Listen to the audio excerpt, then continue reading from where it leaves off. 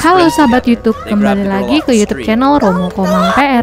Bicara soal kebudayaan memang tidak akan pernah ada habisnya. Perbedaan pola pikir, keyakinan, suku, bahasa sangat banyak mempengaruhi agama kebudayaan tumbuh berbeda-beda di daerah manapun.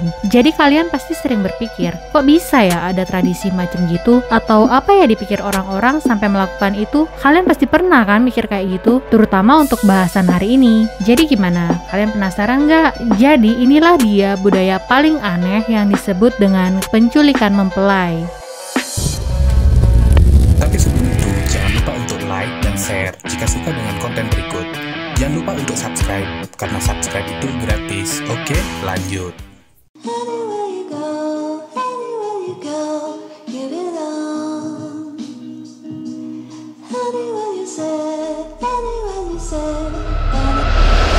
Penculikan mempelai adalah suatu metode pernikahan yang dengan sengaja menculik mempelai wanita yang dilakukan oleh mempelai pria. Jadi apa yang aneh dari pernikahan ini? Banyak guys. Pertama, metode yang dilakukan adalah menculik. Kedua, mereka bukanlah sepasang kekasih dan tidak saling kenal. Kaget kan kalian? Budaya ini sudah tidak asing di negara Kyrgyzstan, sebuah negara lepasan Uni Soviet. Bahkan budaya ini juga berkembang di penjuru dunia seperti Kaukasus di wilayah Asia Tengah, sebagian Afrika, Kazakhstan, Armenia, Ethiopia, suku Celtal di Meksiko, suku Romani di Eropa, dan di Indonesia sendiri juga ada loh di daerah Sumba. Jadi bagaimanakah pelaksanaannya? Seorang laki-laki akan menargetkan wanita yang ingin ia nikahi. Kalau sudah tahu siapa yang ditaksir, maka si laki-laki bersama beberapa teman laki-lakinya merencanakan untuk melakukan penculikan. Mereka akan memata-matai si wanita untuk mendapat waktu yang tepat untuk melakukan penyergapan. Kalau wanita sudah lengah, maka mereka akan menangkap wanita itu beramai-ramai, dimasukkan ke dalam mobil dan dibawa lari.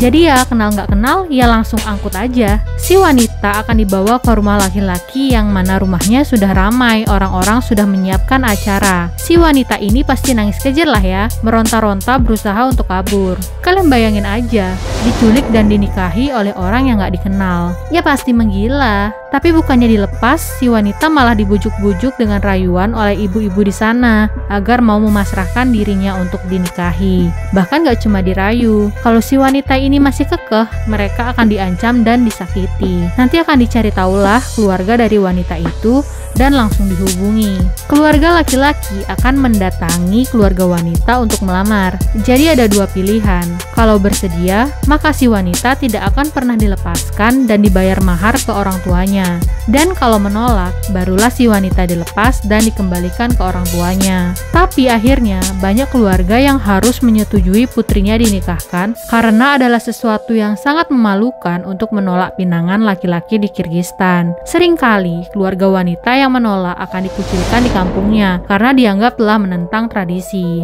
terutama bagi mereka keluarga miskin. Saat putrinya diculik dan ingin dinikahkan, mereka dengan senang hati untuk menerima agar mereka mendapatkan mahar dan tidak perlu repot-repot lagi membiayai kehidupan putrinya yang kelak akan ditanggung suami. Kebanyakan wanita yang diculik bahkan masih di bawah umur, biasanya kurang dari 18 tahun. Sesungguhnya tidak ada tradisi serupa berkembang di zaman dahulu, sehingga banyak ilmuwan yang menganggap ini hanyalah mitos. Istilah kawin lari memang benar adanya, tapi beda pelaksanaannya. Kawin lari adalah perkawinan yang didasari atas dasar suka sama suka, tapi karena tidak direstui, jadi mereka menikah diam-diam.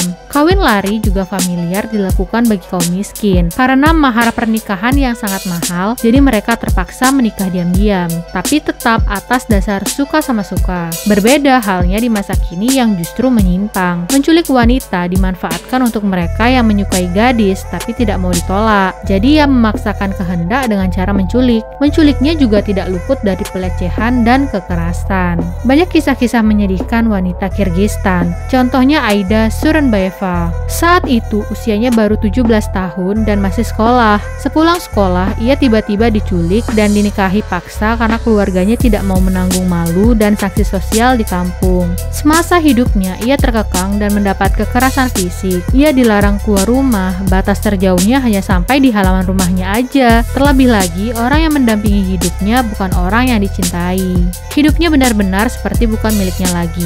Bahkan ada seorang wanita yang dijebloskan ke penjara karena berani menolak pernikahan itu. Dan laki-laki yang menculiknya juga masuk ke penjara yang sama. Di dalam penjara, wanita itu ditikam oleh si laki-laki atas dasar dendam karena sudah menolaknya. Si laki-laki hanya dihukum 10 tahun penjara atas perbuatannya. Perbuatan yang sangat kejam, bahkan hukumannya lebih rendah daripada hukuman menculik hewan ternak di Kirgistan. Karena penyimpangan inilah, banyak para wanita-wanita yang bergerak melawan budaya yang dianggap melemahkan hak wanita ini. Jadi sejak tahun 2013 silam, pemerintah Kirgistan memberlakukan sanksi hukum bagi mereka yang masih melakukan praktik ini. Tapi tidak berlaku maksimal. Masih banyak wanita yang takut untuk melapor setelah diculik karena sanksi sosial masyarakat terutama di pedesaan masih sangat kental. Jadi masih banyak penculik berkeliaran tanpa dihukum tegas. Sangat mengenaskan ya guys. Woman support woman tidak ditemukan di sini. Nah, itu dia guys tentang tradisi penculikan pengantin yang paling aneh. Bagaimana menurut kalian? Apa yang akan kalian lakukan jika itu terjadi pada kalian sendiri? Walaupun berhasil bebas, tapi tetap harus menerima sanksi sosial dan menanggung trauma psikis selamanya. Sanggup nggak kalian yang nanggung itu semua? Komen pendapat kalian di bawah ya guys. Sebelum berakhir, ada baiknya kalian like dan share video ini, dan jangan lupa subscribe channel Romo Komang PR sebagai support kalian untuk Romo, dan nyalakan lonceng notifikasi untuk update video terbaru. Terima kasih teman-teman dan sampai jumpa.